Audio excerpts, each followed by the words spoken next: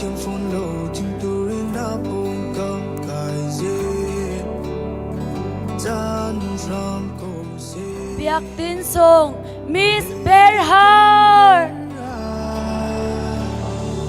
cân cha duduk na trong si thok se dẫu có tim chim lâu mồ cả van mi do tuar a her go Belhaar ne azu mi question so question number 5.